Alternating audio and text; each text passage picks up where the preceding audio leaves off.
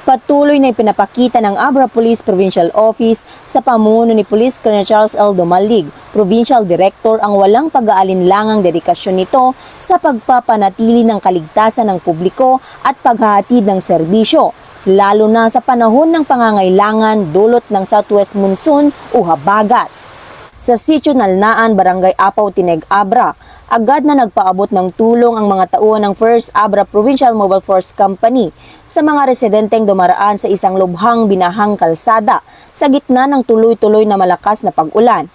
Sa kanilang maagap na pagtugon at presensya, nakatulong sila upang matiyak ang kaligtasan ng mga residenteng naapektuhan ng patuloy na pagtaas ng tubig baha. Samantala, ang mga tauhan ng Bolinay Municipal Police Station kasama ang Municipal Disaster Risk Reduction and Management Council, MDRRMC at Bolinay Rural Health Unit o RHU ay nagtulungan upang ligtas na maiuwi ang isang pasyenteng kagagaling lamang sa ospital. Sa kabila ng mapanganib na baha, malakas na agos ng sapa at pagguho ng lupa dulot ng tuloy-tuloy na malakas na pag-ulan, hindi naging hadlang ang mga panganib sa kanilang agarang pagtugon. Sa gitna ng anumang hamon at kalamidad, nananatiling matatag ang Abra PNP sa pagtupad ng kanilang tungkuling protektahan at paglingkuran ng bawat Abreño.